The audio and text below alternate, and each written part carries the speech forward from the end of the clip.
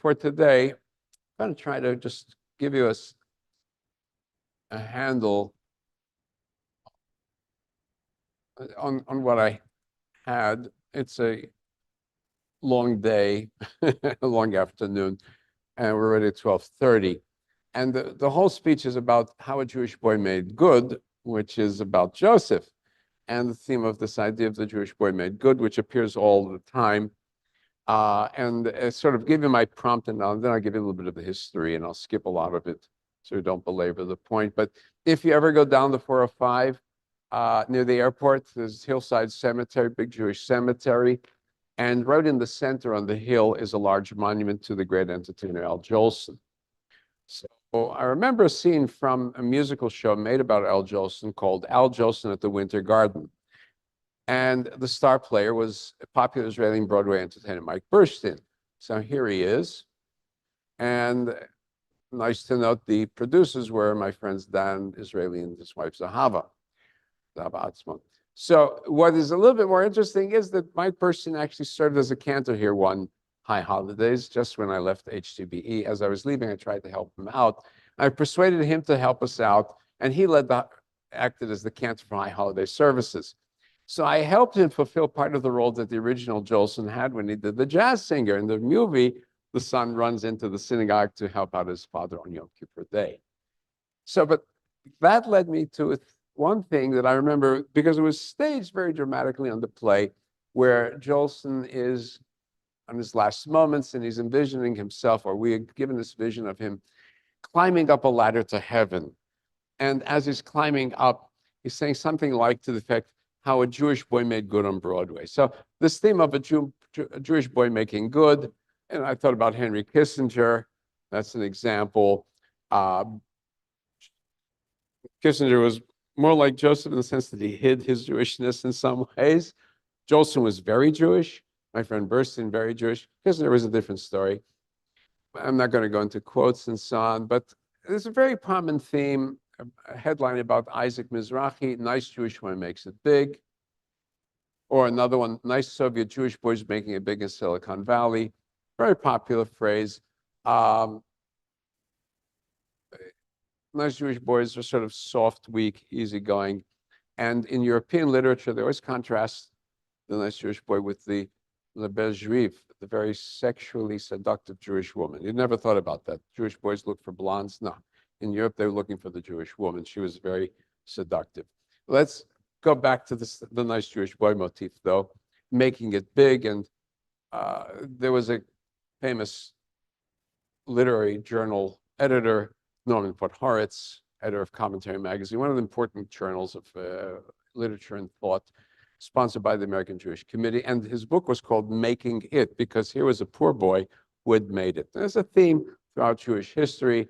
The Roman governor of Egypt was the man who led the battle against Jerusalem, was the nephew of a great Jewish philosopher.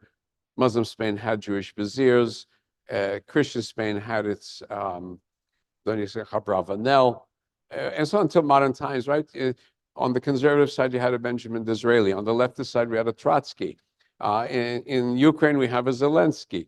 In Mexico now, the leading candidate is a Jewish woman. In Argentina, we have even more interesting, a non-Jew who wants to be a Jew. And go figure. So it's a motif. It appears throughout the Bible. Mordechai makes it big.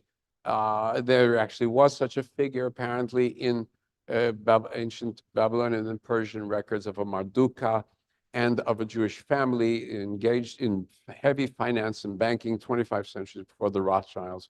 We have the story of Daniel, Jewish boy making it big, and so on. But of course, our prime example of the Jewish boy making it big is Joseph. Joseph, right? He's the quintessential nice Jewish boy. He's the favorite of his father. We know that story, right?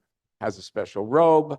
He is called in the biblical text Na'ar, which means a kid, and he's 17. And the rabbis say, wait, 17 is a young adult. 17, you're already, doing stuff, real stuff. He's still Na'ar. So they indicate a dandy who curled his hairs. Right? I'm in charge. Okay. So he plays the big shot among the 12 brothers. Right? We know he's enslaved. He rises to manager of the boss's household. He's entrapped because of his seductive good looks by the boss's wife. Here is what, just for you, what Joseph looked like according to a medieval or early modern etching. That's their version of what good looks is, because it says Pulcher Josephus Felix something, which means happy and beautiful Joseph. Now, where happened here? What happened here? Ah, there we go. Don't disappear on me. All right, and he rises again from prison. He becomes fully Egyptianized. Zaphenath Paneakh, forget Joseph, has an Egyptian wife, Asnat, from Anat, the Egyptian goddess Anat. She's the daughter of the priest of On, which is called in Greek Heliopolis, city of the sun, because it was dedicated to the sun. And yeah.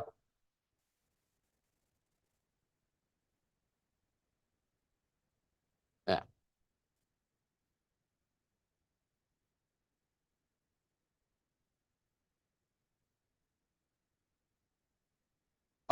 Very simple, because Vayakam Melech Hadash, a new king comes up that does not know. There's an overthrow of the dynasties. A new dynasty comes in, wipe out everything.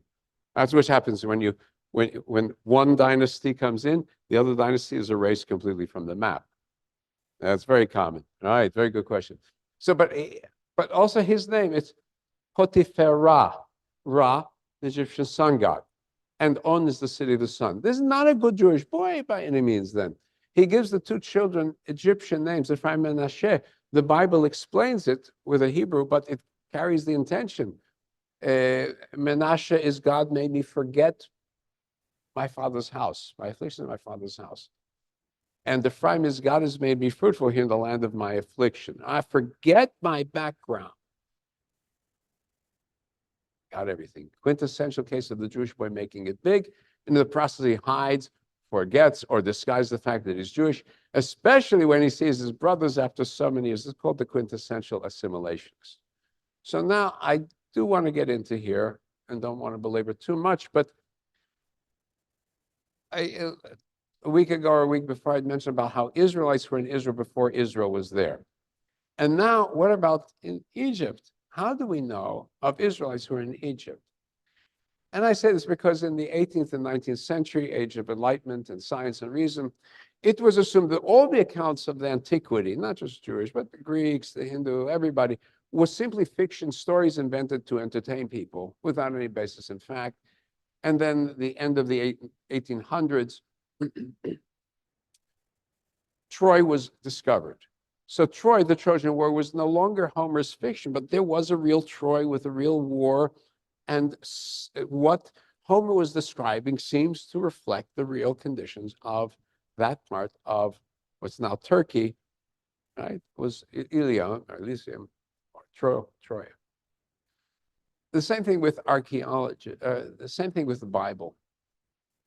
Because what academicians and enlightened thinkers wanted to do was to break the back of the Christian church, liberate Europe from the control of Christianity.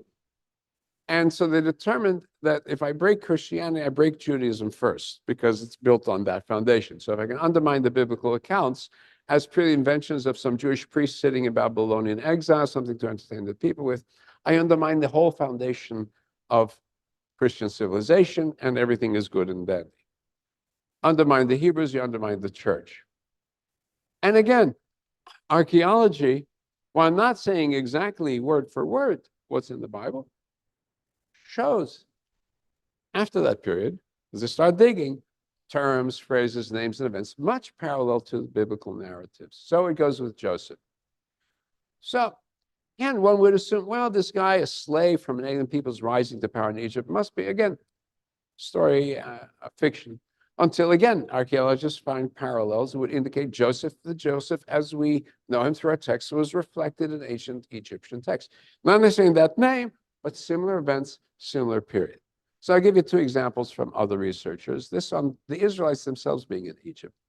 So we should know when we say, we're the Egyptians. Joseph tells his brothers when they come, I want you to settle in this nice place. This is the Nile River. And Cairo is somewhere down here, further down on the map. All right, a little bit, you see my marker? I don't know if it shows up on the TV screen. Cairo is somewhere over here. Up here is the Nile Delta. Notice it is very nice and green. Joseph knows where he's putting his brothers.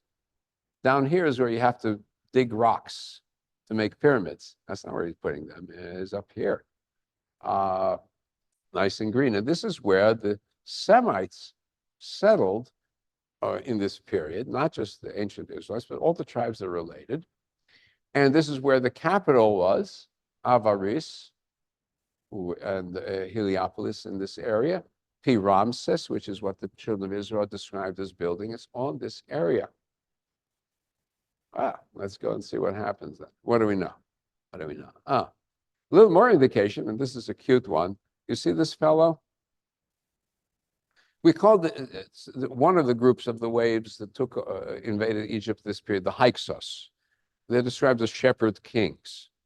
We cannot be sure that they're identified exactly with the children of Israel, but they are of tribes similar. And this is what a typical Hyksos look like. So that is supposed to be a haircut. I laugh, I say, oh my gosh, this is what we call, this is not a Hasidic shtreimel. They call this a mushroom hairdo. It's what we now call a Jufro. Curly, frizzly hair, very common among Jews, right? So the Egyptians tended to have short hair, mostly, or straighter hair, it seems. Oh, it's hard to tell, but certainly these had fuzzy hair. So I have this excerpt from Dr. Joseph Weinstein, looking at the period, and he says, starting in the late Middle Kingdom and continuing to the Second Intermediate Period, Nile Delta predominantly West Semitic. West Semitic means those tribes that had settled northern Syria down Phoenicia into the land of Israel. That's Western Semites. And their languages are closely related. So you know this from extensive excavations, including 15th dynasty, Hyksos, capital of Avaris, figured prominently a biblical account called by its later name of Ramses. Right? They built the grain cities of Ramses. So they've been excavated, and we correlate with places mentioned in the biblical account.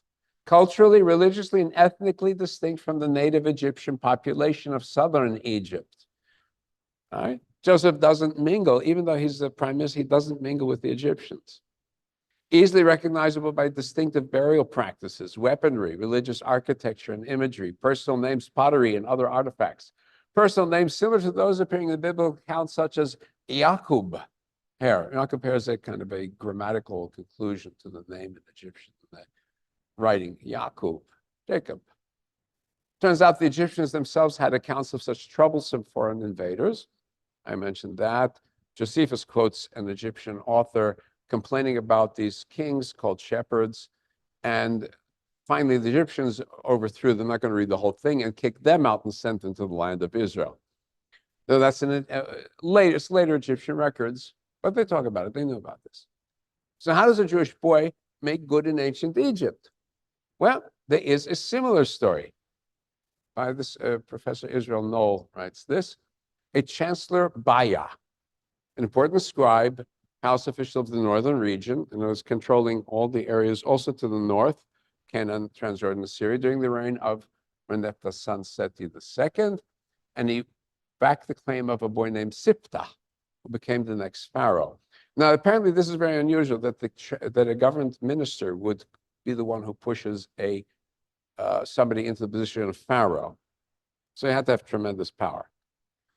During the years of his brief reign,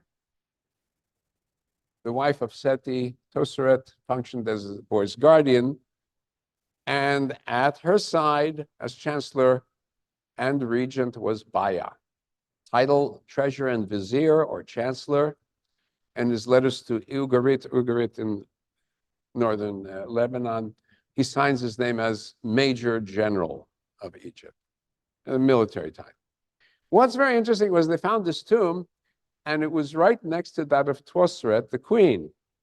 What's he doing next to the queen? That's a very unusual thing for a guy who was brought up as a commoner, not a royal. And it was the size of a royal tomb, unprecedented for a non-royal. And finally, the carvings on the wall depict Baya with funerary gods, generally something reserved for Pharaoh. One thing also stands out. The name Baya, using the Egyptian symbols, when it is transcribed in other texts in Semitic languages, it is Beya. So the Egyptian is Bay, but in the Ugaritic texts in Semitic language, it is Beya. So Yah is what we call a Yahwistic name. It's part of God's name, Yah. Likely Beya was a proto-Israelite, part of the Jacob clan from the nomad on Yahweh. So the name is applied to parts of the desert also, who migrated to Egypt during the famine. So was Joseph really Baya? We can't really determine. What we can say is that when we're dealing with historic sources, history, like so much in science, is a black box. You know, in the theory of black box, you may not open the box. There's something inside. You can shake it, bounce it, weigh it, and from that you can conclude what is inside. So too of ancient history. We really can't go back in time. We can't even fully comprehend the intents of the text we have. Even though in Hebrew Bible, we can have debates on what's the intent of the phrasing, or certainly the text of the Egyptians or the Hittites or the Canaanites. But we can surmise that the intent was to take the memories of ancient Israel and turn it from just some series of events or chronicles into an actual history. Because what history does is takes the black box and it gives it meaning. Unlike a newspaper, which is supposed to just give us the black box information, it's not supposed to give us editorials, although it does. It's not a list of events. History means the reading of an interpretation of events from the past that are intended to guide us to the future. And that's why commentaries always emphasize when we're reading the Torah, en mukdamu muchaba mikra, there's no early or later in the text of the Torah. There's no timeline. There's instead guidance and interpretation for the future. And so we have the story of Joseph and his brothers. May have been various incidents of ancient tribes entering into Egypt and members of the tribe reaching high positions in Egyptian society. We now understand it being the necessary stepping stone for the next major event, the enslavement of the children of Israel. You come to a high position, you come to a low position, then the Exodus, liberation, then the revelation at Sinai, find the entry to the land of Israel by the liberated slaves and their descendants. So, and then I'm going to wrap up with the words of the great founding scholar of conservative Judaism, that is Professor Salman Schechter, who said, what is past is prologue. We read the Bible as what was past to give an indication of what is coming. Now, that is my thought for the day. Stop sharing.